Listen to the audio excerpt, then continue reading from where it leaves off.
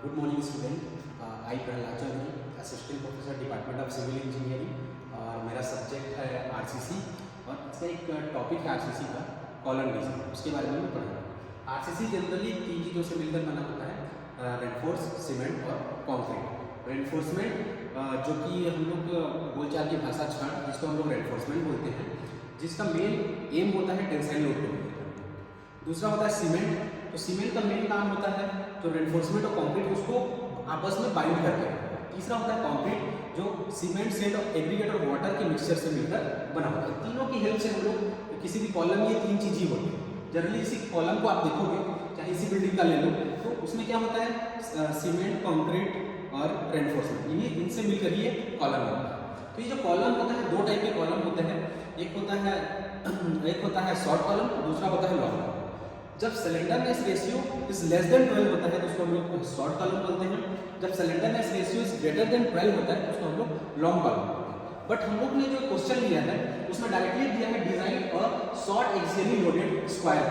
तो हम लोग डायरेक्टली किसके बारे में जाएंगे, शॉर्ट एक्सियली लोडेड कॉलम के बारे में डिजाइन करेंगे, क्योंकि इसमें पहले से बोलते हैं बोलता है, क्वेश्चन बोलता है कि design a short axially loaded square column of 400 into 400 mm size for unfactored load 1600 km, use 20 mm 5 bar for longitudinal reinforcement and also हम लोग को यूज करना है लिमिट स्टेप में। ठीक है, तो इसमें से सबसे पहला स्टेप क्या कहता है कि जो पहला स्टेप है इसमें हम लोग गिवन डाटा को जनरली लिखते हैं।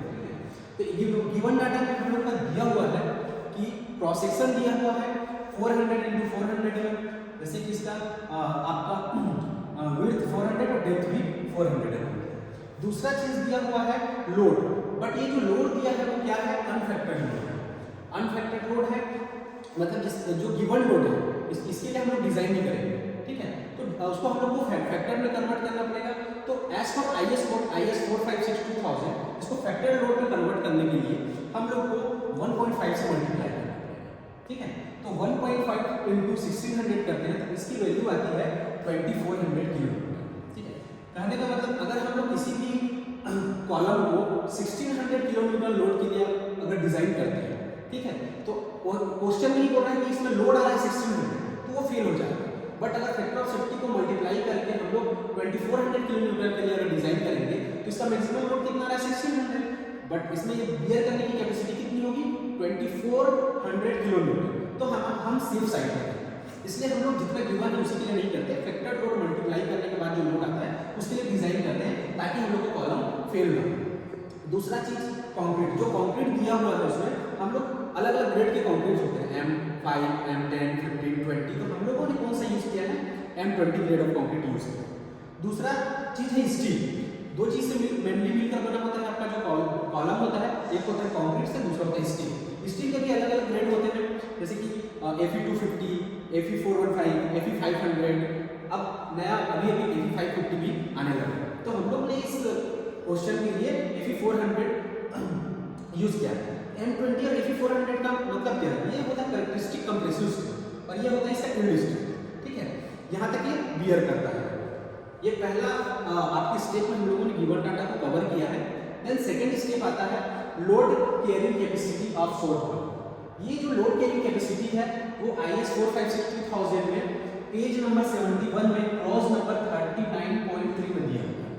ये IS को कर दिया हुआ फॉर्मूला है कि जो शॉर्ट एक्सियल लोडेड कॉलम होता है वो कितना लोड को कैरी कर सकता है।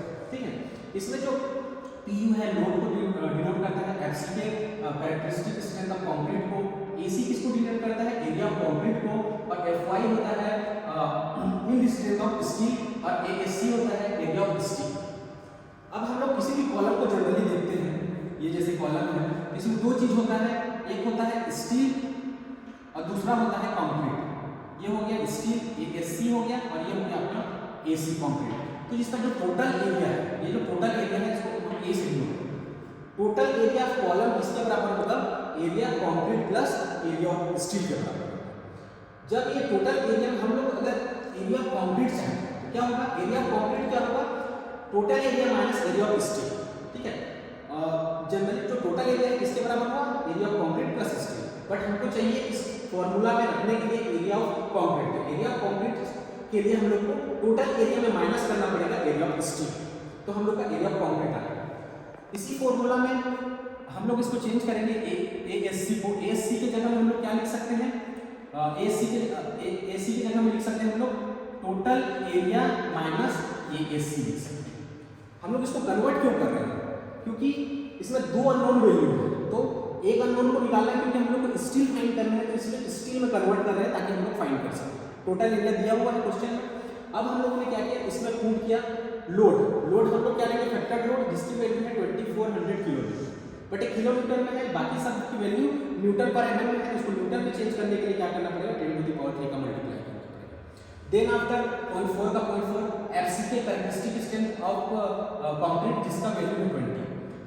AC की जगह में हम लोग क्या लिखे, total area minus AC। Total area क्या होगा, ये जो कॉलम दिया हुआ है, जो कॉलम दिया हुआ है इसका टोटल है विड्थ इनटू डेप्थ 400 × 400, तो इसका टोटल एरिया क्या होगा, लेंथ इनटू विड्थ होता है, रेक्टेंगल शेप है ये, स्क्वायर शेप है, तो इसका स्क्वायर हो जाएगा इसका, तब 400 का स्क्वायर माइनस AS, ठीक है। यहाँ से लिए प्लस 0.67 FY की वैल्यू हम लोग क्या ले रहे हैं, Fe415 ले रहे हैं, तो ये हम लोग का कौन सा वैल्यू हो जाएगा, FY की वैल्यू। FY की वैल्यू हम लोग यहाँ पे पुट करेंगे 415 एंड पुट करेंगे ASC। अब इस पूरे इक्वेशन में आप देखेंगे क्या अननोन है, सिर्फ ASC अननोन, ASC। अब हम लोग इसको सॉल्व कर सकते हैं इजीली। जब ASC हम लोग इसको कैलकुलेट करते हैं विद द हेल्प ऑफ कैलसी, तो ASC की वैल्यू आती है 4147.38 mm², ठीक है। कहने का मतलब हम लोग इस जो कॉलम है, इस कॉलम में टोटल एरिया ऑफ स्टील जो प्रोवाइड करेंगे वो क्या होगा, 4147.38। अब हम लोग को इसको कन्वर्ट करना पड़ेगा नंबर ऑफ बार में, क्योंकि हम लोग जो प्रोवाइड करते हैं कॉलम में उसको किसके बेसिस पे करते हैं, नंबर ऑफ बार के हिसाब से। तो हम लोग क्या करेंगे, रेंडमली नॉमिनल डायमीटर का बार चूज कर लेते हैं, जैसे कि मार्केट में अवेलेबल है 10 mm, 12 mm, ठीक है, 20 mm। तो हम लोगों ने कौन सा बार यूज किया है, प्रोवाइड किया 20 mm डायमीटर का बार फॉर इसके लिए लॉन्गिट्यूडिनल रेनफोर्समेंट के लिए, क्यों क्वेश्चन में बोला 20 mm डायमीटर बार यूज करना है लॉन्गिट्यूडिनल के लिए, हम लोग ने। अब जो टोटल एरिया स्टील है उसमें एक स्टील के एक बार के स्टील के एरिया को डिवाइड करेंगे तो नंबर ऑफ बार आ जाएगा, सिंपल सी बात है। तो टोटल एरिया ऑफ स्टील दिया है 4147.38, तो कैलकुलेट किए हैं।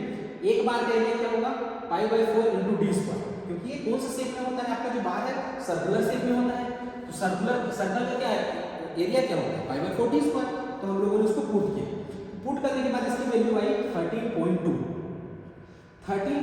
वैल्यू आए, तो हम लोग 13.2 का तो कोई आपका बार होगा नहीं, उसको हम लोग को ज़्यादा ही प्रोवाइड करना है, मतलब 14 बार देना पड़ेगा। कहने का मतलब क्या है, हम लोग जो कॉलम डिजाइन कर रहे हैं उसमें जो लॉन्गिट्यूडिनल बार होंगे वो कितने नंबर ऑफ होंगे, 14 होंगे। जैसे कि ये लॉन्गिट्यूडिनल बार मान लो इसमें बनाया हमने, तो 1 2 3 4 करके 14 बार होंगे जो कि आपकी कॉलम में प्लेस होंगे अपनी जगह, ठीक है। देन अभी कॉलम में हम लोगों ने लॉन्गिट्यूडिनल बार को दे दिया, अब बचा लेटरल टाइप्स की, मतलब जिसको हम लोग शियर बार बोलते हैं, ठीक है, जो कि शियर लोड को रजिस्ट करता है। तो इसके थर्ड में हम लोग क्या बताएंगे, डिजाइन ट्रांसवर्स रेनफोर्समेंट, ठीक है। उसके लिए दो कंडीशन बोलता है, IS कोड बोलता है। पहला कंडीशन बोलता है कि 1/4 ऑफ डायमीटर ऑफ लॉन्गिट्यूडिनल बार होना चाहिए, ठीक है। तो 1/4 डायमीटर ऑफ लॉन्गिट्यूडिनल बार कितना दिया, 20 दिया है, तो 20 पुट करेंगे तो इसकी वैल्यू आएगा 5 mm, ठीक है। पहला कंडीशन बोलता है ये। दूसरा कंडीशन बोलता है कि 6 mm मिनिमम है। अगर हम लोग जो रेनफोर्समेंट दे रहे हैं शियर बार में उसकी वैल्यू 6 mm से कभी कम नहीं होनी चाहिए, तो हम लोग दोनों में कंपेयर करते हैं, एक की वैल्यू है 5 mm और दूसरी की वैल्यू 6 mm। भाई 6 mm से कम दे ही नहीं सकते, तो हमको क्या देना पड़ेगा, दोनों में से 6 mm। अगर इसकी वैल्यू ज़्यादा आता है, मान लो 8 mm, तो हमको 8 mm देना पड़ेगा, मिनिमम वैल्यू है 6 mm। अगर इसकी वैल्यू ज़्यादा आता है तो हमको उसको देना पड़ेगा। हम लोगों ने क्या किया, जो डिजाइन कर रहे थे, जो शियर बार है उसका डायमीटर हम लोगों ने फाइंड कर लिया 6 mm। ये जो है आपका स्टीरअप बार है जो कि कॉलम में हम लोग उसको टाई अप करने के लिए यूज करते हैं, जिसका मेन यूज है शियर फोर्स को रजिस्ट करना, ठीक है। अब हम लोग ने बार तो शियर बार तो प्रोवाइड कर दिया लॉन्गिट्यूडिनल एक्सिस के अलोंग, बट हम लोग को दोनों के बीच की स्पेसिंग कितनी होनी चाहिए वो डिसाइड करना है। दो शियर बार हैं तो उनके बीच की स्पेसिंग, जैसे कि पहला शियर बार दूसरा शियर बार, इन दोनों के बीच में स्पेसिंग क्या हो, दूसरा और तीसरा इन दोनों के बीच में स्पेसिंग क्या हो। तो उसके लिए हम लोगों का जो IS कोड करता है उसके लिए 4 कंडीशन दिया। पहला कंडीशन है लिस्ट लेटरल डायमेंशन। अब भाई स्क्वायर कॉलम है तो दोनों में से ये भी 400 है, ये भी 400 है, तो लिस्ट लेटरल डायमेंशन क्या होगा, 400 है। अगर एक का 300 एक का 400 होगा तो हमको क्या लेना पड़ता, 300 mm को लेना पड़ता। दूसरा कंडीशन बोलता है 16 इंटू 5 जो है लॉन्गिट्यूडिनल बार का डायमीटर है, ठीक है, तो इसको मल्टीप्लाई करेंगे 320 mm। दूसरा होता है 300 mm मैक्सिमम एलोड, इससे ज़्यादा होनी नहीं चाहिए। चौथा बोलता है 48 इंटू 5 इंटू लेटरल टाइस, लेटरल टाइस का जो बार है इसका डायमीटर लेना है, 48 इंटू 6 करेंगे तो इसकी वैल्यू आएगा 288। हम लोग स्पेसिंग को इस चारों में से मिनिमम लेंगे, क्योंकि पास में ज़्यादा रहेगा तो क्या होता है, सेफ होता है, ज़्यादा दूर करेंगे तो उसका लोड कम रजिस्ट करता है। इस चारों में से मिनिमम वैल्यू कौन सा था, 288 है, तो 288 को हम लोग प्रोवाइड करेंगे दोनों के बीच में स्पेसिंग। कहने का मतलब हम लोग जो कॉलम डिजाइन कर रहे थे उसमें हम लोग को 14 लॉन्गिट्यूडिनल बार लगेंगे, जिसका डायमीटर कितना होना चाहिए, 20 mm का, और जो हम लोग लेटरल टाइस यूज करेंगे उसका डायमीटर होगा 6 mm का, और दोनों लेटरल टाइस के बीच का जो डिस्टेंस है वो कितना होगा, 228 mm का होगा। Thank you so much.